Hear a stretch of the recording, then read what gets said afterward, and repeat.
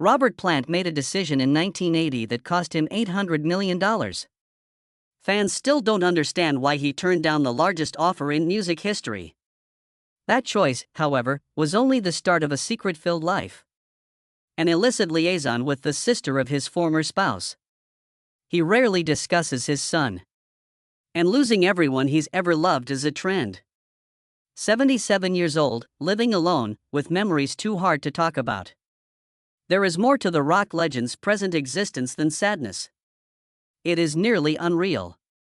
Robert Plant was raised in a stable yet unpredictable world. During World War II, his father, Robert C. Plant, was a licensed civil engineer who had experience with significant tasks including constructing runways. Although they aimed for middle-class comfort in West Bromwich, the family was not really settled there. His Romany-descended mother, Annie Celia Kane, was the source of the actual conflict. This background imbued Plant with a feeling of esotericism, folklore, and the nomadic nature of strangers. His father's neat world of plans and buildings contrasted sharply with it. The Black region, so called because of the soot and smoke that pervaded the air from heavy industries, was a hard and gray place to live. He was exposed to a diverse, colorful, and imaginative world through his mother's ancestry, which subsequently influenced his mythological and magical lyrics. His early struggles were characterized by being torn between those two worlds. He found it more difficult to overlook the conflict with his parents as he grew older. In post-war Britain, becoming a chartered accountant was considered the pinnacle of respectability, so his father thought he would take a safe route and achieve this goal. It was quite disappointing to Robert C. Plant, who had put in a lot of effort to get through the ranks, to think that his son would abandon this ideal. However, Robert had already discovered another thing that engulfed him. Artists like Sonny Boy Williamson II, Howlin', and Muddy Waters had introduced him to the blues' unadulterated strength and emotional honesty. Even though he had grown up far from the world the music depicted, it spoke of anguish and longing in ways that he instinctively felt. Using his allowance, he locked himself in his room and studied every sound, buying rare imported records from a store called the Discreet in Birmingham. For him, it was a way of life that disapproved of the peaceful, secure life that his parents cherished, not just music. At the age of 16, he was enrolled in Stourbridge's King Edward VI Grammar School. This was a wonderful accomplishment for his family, a springboard to college, and a promising future. Robert, though, felt confined. In comparison to the captivating allure of the blues, the topics he was compelled to study, such as Latin and mathematics, seemed pointless. He was a square peg in a round hole, he said. With just a few GCO-level passes under his belt, he decided to drop out of school at the age of 16. For his parents, it was more than a simple error, but an outright betrayal of all the things they had fought for. It seemed like the only path forward to him. It wasn't only that he was dropping out. Their planned life for him was coming to an end. The domestic strain soon reached a breaking point. Robert left for good at the age of 16. Instead of being a wonderful journey, it was a challenging and uncertain period. Having little money and nowhere to go, he lived the kind of nomadic lifestyle he had once admired in the bluesmen he adored, sleeping on the floors of friends' houses and moving around all the time. His slightly older partner, Maureen Wilson, supported him financially and emotionally. She helped keep him afloat while he pursued what seemed to be an unattainable dream, and they eventually found a modest apartment together in Walsall. He hardly communicated with his parents between 1964 and 1966. In order to make ends meet, he engaged on physically demanding jobs, the most taxing of which was paving tarmac for the West Midlands construction business Wimpy. He developed a toughness and grit from the physical grind that would eventually show in his voice. He spent his evenings listening to music despite working these demanding jobs. When he joined a group in 1966, he experienced success for the first time. It was known as the Band of Joy, and it quickly rose to fame throughout the Black Country in Birmingham. The band featured drummer John Bonham, whose strong playing complemented Robert's wild, soaring vocals in an electrifying way. When combined, they produced a sound that suggested something much larger. Robert on stage. His dramatic demeanor and long blonde hair gained him the Black Country moniker Wild Man of Blues. The Band of Joy gained a sizable local fan base, and Robert was a standout member. Despite their perseverance, the band never signed a record deal and earned little money. They performed in crowded bars and clubs, but they were frequently paid nothing more than beer money. It was a period of expansion, but also intense aggravation. By 1968 summer, all that had altered. The talented guitarist Jimmy Page of the Yardbirds was in a difficult situation. In July, his band broke up, leaving him with roughly $30,000 in tour obligations in the US and Scandinavia. He could face financial ruin if he couldn't locate a new group in time.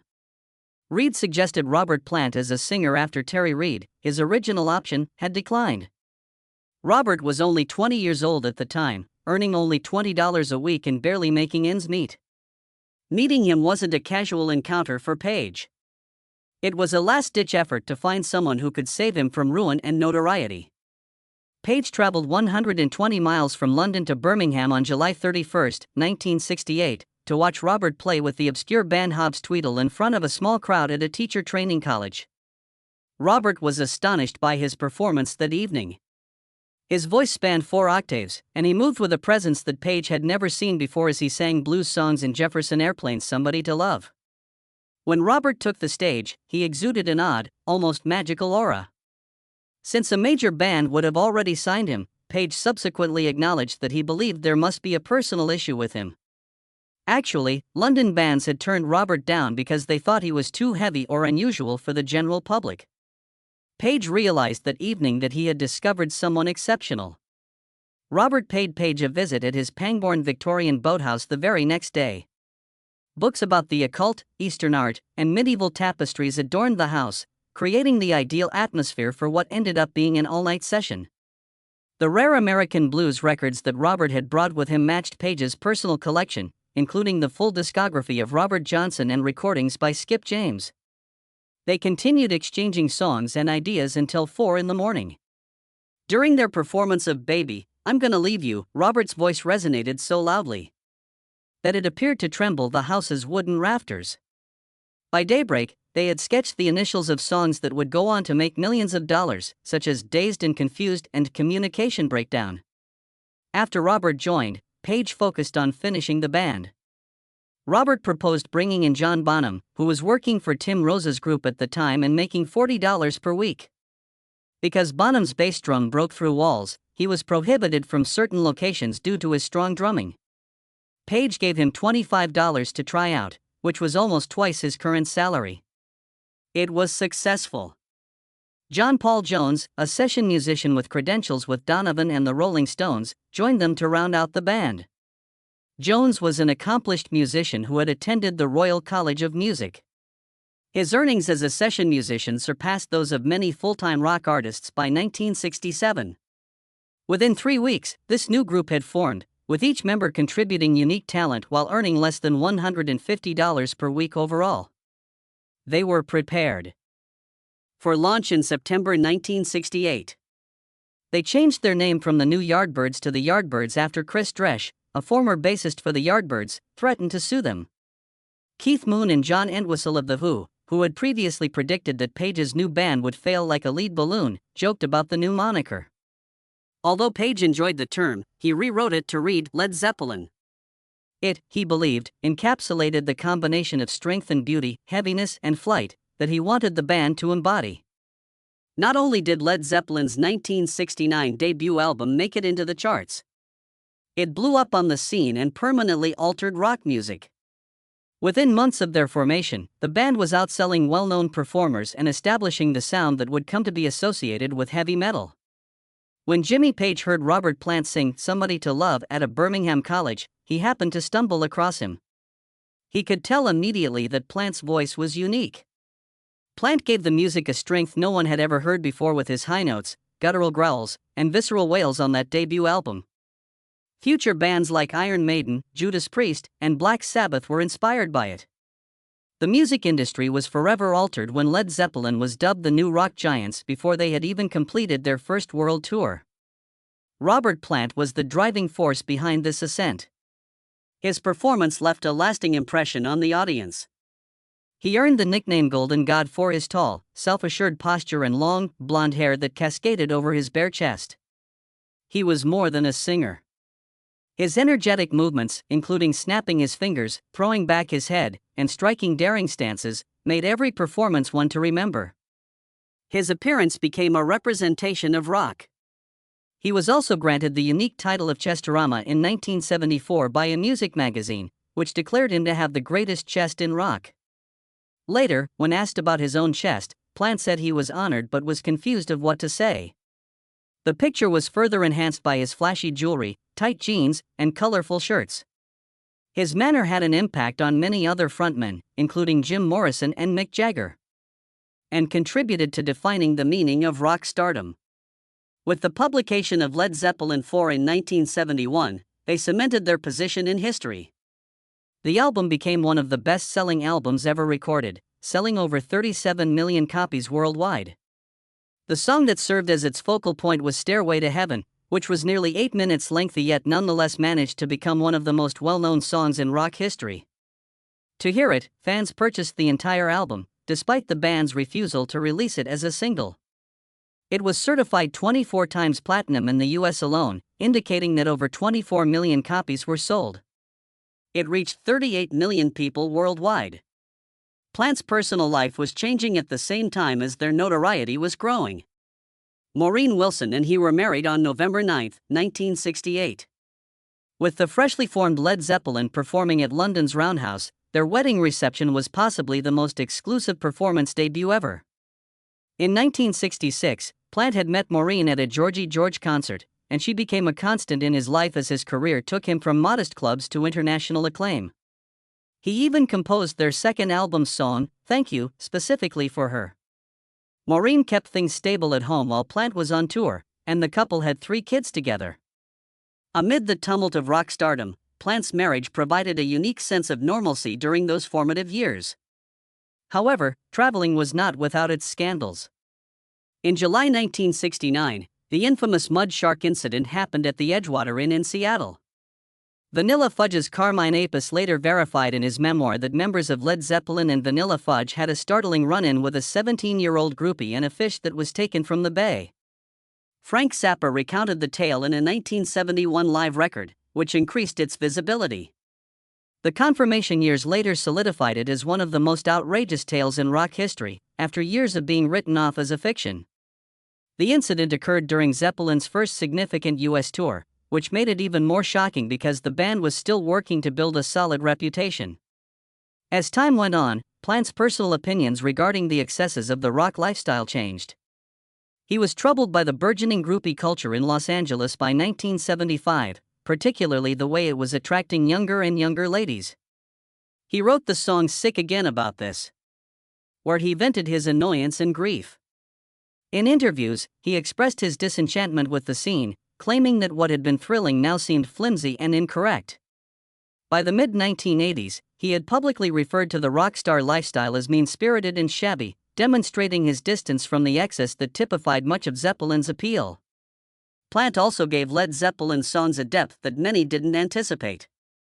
His lyrics, which frequently referenced J.R.R. Tolkien's writings in Norse myths, reflected his passion for reading and mythology.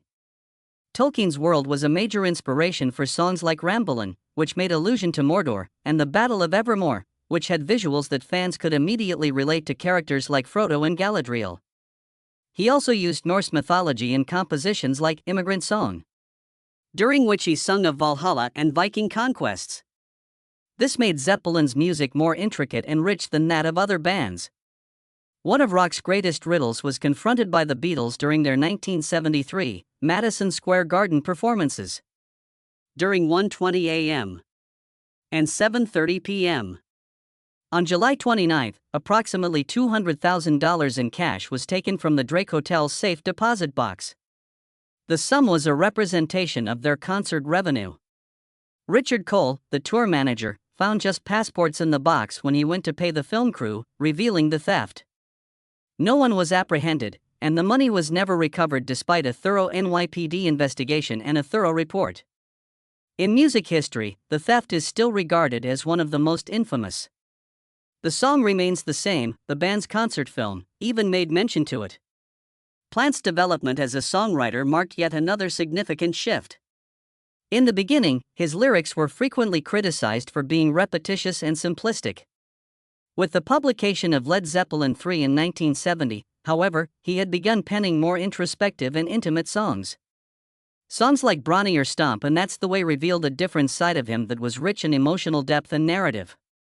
Jimmy Page gave Plant encouragement, which helped him become more self-assured and create a style that blended mythical ideas with introspection. Then, on August 4, 1975, there was the tragic disaster in Rhodes. Plant lost control of the vehicle while he and his family were on vacation. While Maureen sustained many injuries and a shattered skull, he sustained a broken ankle and elbow in the collision. Thankfully, only minor bruises were sustained by their youngsters. Feared that Maureen wouldn't make it, but she managed to survive with the band's resources and prompt medical assistance. Plant himself suffered long-term harm, including memory issues. His wounds altered everything. His full recovery took 2 years, and he was in a wheelchair for months. A major 33-date North American tour that included stops in Oakland, Kansas City, Atlanta, and Pasadena's Rose Bowl was canceled by Led Zeppelin during that period. The band lost millions as a result of the cancellations, which were a devastating blow to the fans. To make matters worse, Plant had to get used to recording while confined to a chair. In 1977, Zeppelin made a triumphant comeback to the United States. Their first following Plant's major automobile in 2 years. Following their eagerly anticipated wait, 51 performances were scheduled in key American cities. The tour made almost $5 million in advance sales, and both Madison Square Garden and Chicago Stadium, which had 15,000 to 20,000 tickets each, sold out immediately. Plant got a phone call that would forever alter his life on July 23, 1977, while the band was playing in front of 76,000 fans at the Louisiana Superdome in New Orleans. When he called from England, his wife Maureen informed him that his 5-year-old boy Karak had become gravely ill. She said he had terrifying weakness, a fever that had risen to 104 degrees, and severe vomiting. 4,000 miles separated Plant. On July 26, 3 days later, Plant got the second call. Within 48 hours, a rare viral illness that killed Karak had taken his life. Plant was only a few hours away from seeing his kid alive, but he had intended to take a plane home that day. He collapsed, according to witnesses, and he cried out in agony, which reverberated through the hotel corridor. The band disappointed over 800,000 ticket buyers and forfeited around $4 million by abruptly canceling the 27 remaining tour dates. While bandmates and crew made sure he at least ate and drank water, he stayed in his hotel room and refused to leave for 6 days. He refused to use drugs, threw thousands of dollars worth of wine down the toilet, and informed manager Peter Grant that he didn't think he would ever be able to perform again.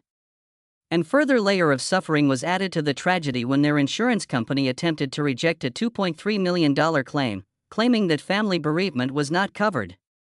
For the following year and a half, Plant lived in near complete isolation on his Worcestershire farm, losing over 30 pounds and hardly ever being seen by anyone but his closest family members and a select group of acquaintances. John Bonham's backing was the only thing that prevented him from quitting music entirely.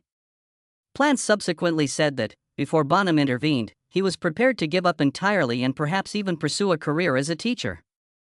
For Plant's safety and comfort, Bonham even went so far as to use his own 6-door Mercedes limousine, complete with a driver's hat. Beyond friendship, he and his spouse, Pat, provided the Plant family with unwavering support by living close by. He thought that Led Zeppelin would have disbanded in 1977 rather than 3 years later. Plant was forever altered by the catastrophe. Fantasy worlds and the swagger of rock stars were no longer important to the man who had been regarded as the golden god of rock because of his wild stage appearance and mythological songs. Authenticity was what he desired. As soon as possible, he stopped using drugs and instead concentrated on the lives of those he cared about. Later, he acknowledged that he frequently questioned the value of his existence and what it meant to be a husband and parent instead of a performer. One of the most poignant songs in rock history, All My Love, emerged from his sorrow. As a direct homage to Karak, Plant wrote it to honor the happiness his son had brought to him and their family. Because he couldn't go back and listen to the raw feeling more than once, he only recorded the vocals on one cassette.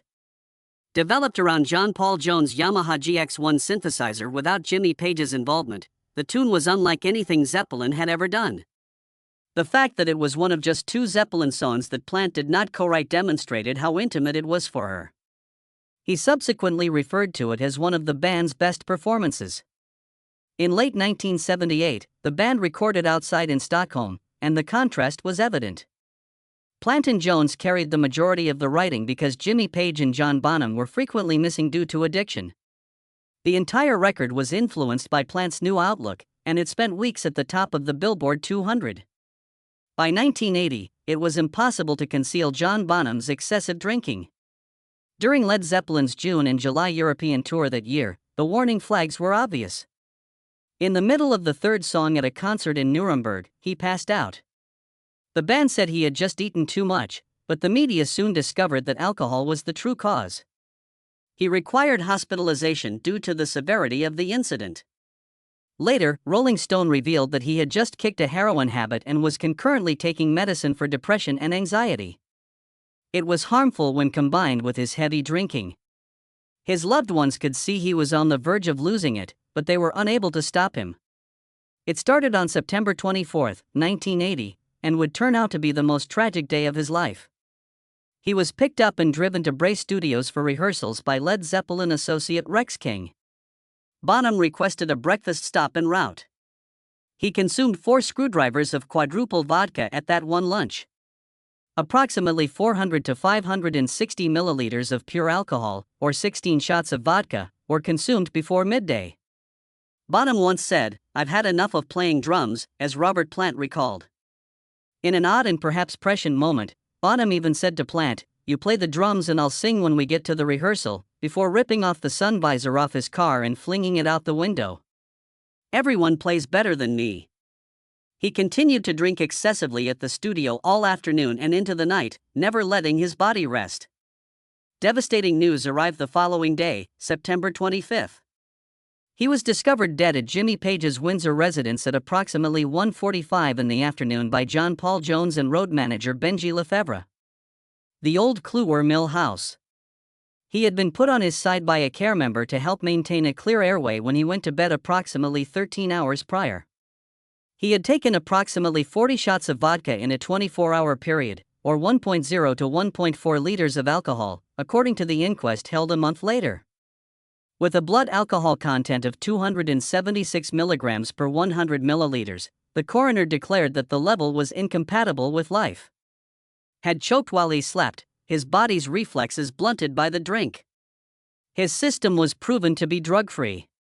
His wife and 2 kids were left behind when he was just 32 years old. His passing ended Led Zeppelin immediately. The band formally declared on December 4, 1980, 70 days later, that they would not continue without him. Robert Plant, Jimmy Page, and John Paul Jones, the remaining members, clarified that they were unable to carry on out of consideration for Bonham and his family. In rock history, their decision was uncommon. The band turned down huge offers to get back together. They once rejected offers of $90 million apiece for a tour of the United States. Richard Branson even allegedly made an offer of $800 million years later.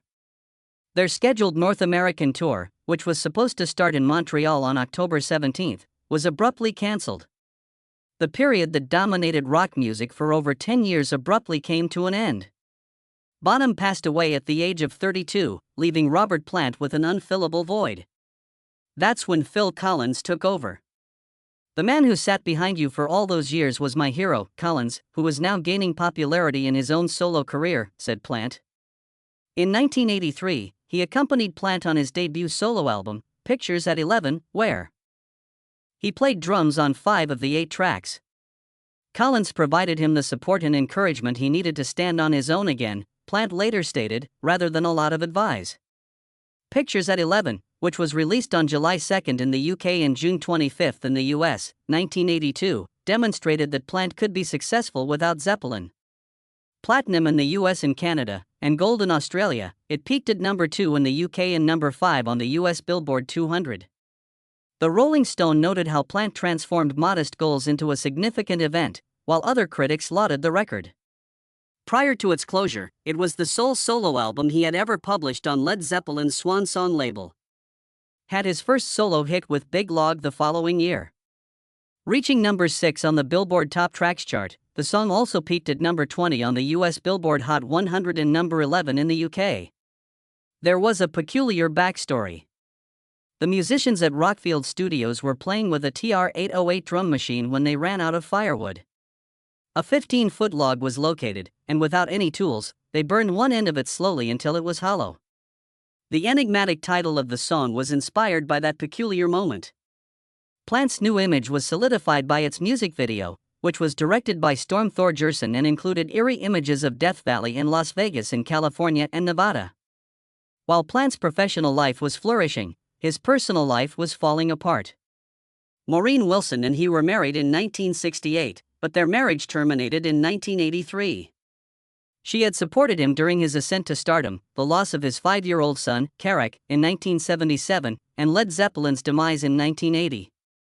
However, the demands of Plant's solo career, which involved frequent touring, proved to be too much. In the early 1990s, she had a brief relationship with Ian Hatton, a guitarist in Jason Bonham's band, following the divorce. Despite the years that passed and the fact that Plant eventually had a child with someone else, many people think that Maureen never truly left Plant's heart. Plant achieved his greatest success as a solo artist with his 1988 album, Now and Zen. After its February 29 release, it sold 3.1 million copies worldwide and peaked at number 6 in the United States and number 10 in the United Kingdom. The album achieved triple platinum status in the United States by 2001. Two of its tracks, Heaven Knows and Tall Cool One, featured Jimmy Page. The latter sampled iconic Led Zeppelin riffs. Blending his new sound with his history allowed him to thrive outside of Zeppelin, something many said was impossible. Jesse Lee, Plant's fourth kid, was born in 1991 to him and Shirley Wilson, his ex-wife Maureen's sister. Fans were shocked by this strange family arrangement, which made news. Plant experienced the delivery following the tragic death of his son Carrick years prior. Fans only have sporadic knowledge about Jesse Lee, 34, who has opted to lead a secluded life. After collaborating with Patty Griffin in the band Joy, Plant started dating the American folk singer in 2010. For a number of years, they alternated between Texas and England, but the cultural disparities were too great. Acknowledged that when they broke up in 2014, he was saddened and regretted it. His collaboration on the CD Raising Sand with Alison Krauss in 2007 was one of his most well-known endeavors. In the face of overwhelming odds, the album won all 5 of its Grammy nominations in 2009. Record of the Year and Album of the Year are among them. Decades after Led Zeppelin, Plant's music was able to transcend boundaries thanks to this unexpected victory. Plant, who is now 77, leads a more tranquil existence with his partner, Dawn England. They sponsor neighborhood events and go to local football games when they are in Worcestershire.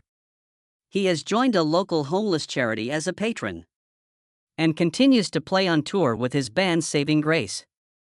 Led Zeppelin's catalog, which still brings in $8 to $12 million a year, accounts for a large portion of his estimated $200 million net worth. Despite his wealth, he maintains a modest lifestyle, continuing to create music and staying true to his roots.